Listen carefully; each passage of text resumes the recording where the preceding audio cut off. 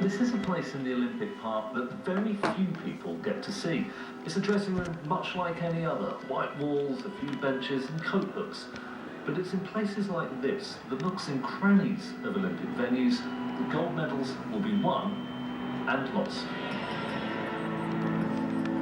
This is the inner sanctum, where the last few crucial moments are spent before stepping out into the megawatt light of the competition arena just a few yards down that corridor. It is here that athletes perform the highly secretive routines designed to take them into the zone.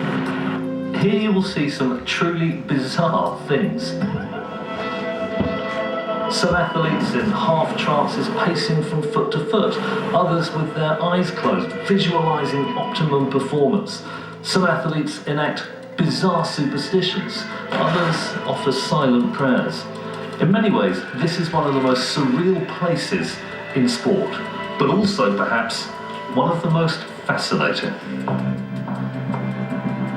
Often the final few moments before competition are highly solitary. You're alone with your thoughts or perhaps your demons. But in many sports, solitude is impossible. You're required to spend those final moments not on your own, but right up close with your competitors. And it's here, in the dreaded call room, that the mind games go into overdrive. From my perspective, these are the 7 guys that I've got to do battle against, that are trying, standing in my way to achieving my objective of a gold medal. I never thought it was personal. Like people, I didn't think they were trying to destroy my dreams or they're trying to beat me. They were simply trying to win. I don't own winning. I just wanted to win. The interesting thing is that champion athletes, top athletes, gold medal athletes, the gold medal mindset, if you like, that type of athlete will not see pressure as a problem. They will perceive it as a privilege. I quite enjoyed it actually, because the pressure is so high at that point, all other things being equal. It's the person who handles that moment and the pressure at that particular time best, that's going to have their best performance. There was one competitor, he asked us all, to pray together. I'm not going to pray with you. And most of the guys did it. I didn't do it. I'm not going to do that. I'm about to go to battle. The brutal irony of elite sport is that however good you are, however many sacrifices you've made, it all counts for nothing if you can't deliver when it really matters.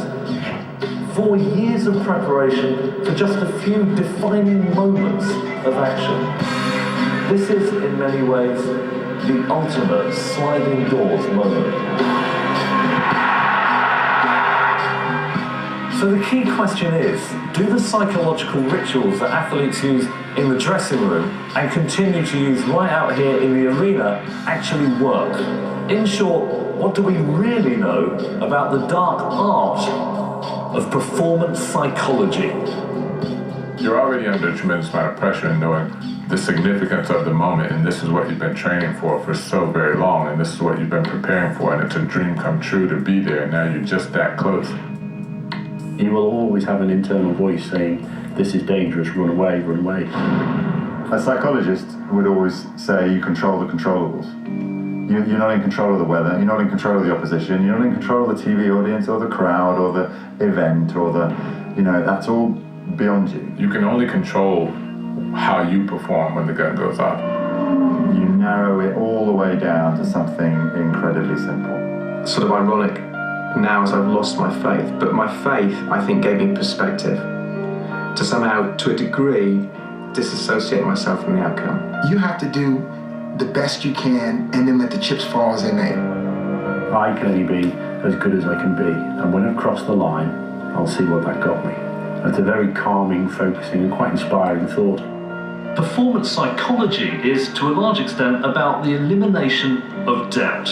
In many circumstances, doubt is a rather sensible thing. If someone's trying to flog you an insurance policy, it makes sense to doubt whether what they are saying is true. But in sport, doubt is catastrophic. If you don't believe you're going to nail a forehand or score a penalty, you're almost certain to miss. That's why visualizing a brilliant performance is so important. It can help to eliminate doubt. Superstitions can do the same kind of thing. They provide reassurance and boost self-belief. Superstition is a very interesting phenomenon, particularly in the world of sports psychology, because what we're actually saying is thoughts become things, and what we think affects the way we feel, and the way we feel ultimately affects the way that we behave, and ultimately in the sporting context, perform. A similar kind of thing happens in the field of medicine.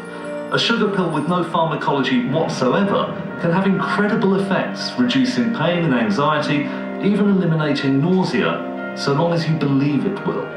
As Jonathan Edwards put it in a slightly different context, any belief can have astonishingly powerful effects, providing it is held with sufficient conviction. Maybe that's the key here, is you need to find something that works for you.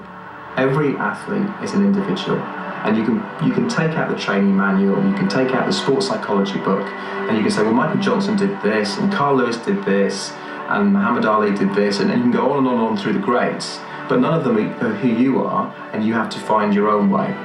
Delivering under pressure is a rather brutal thing, but also a profoundly subjective one.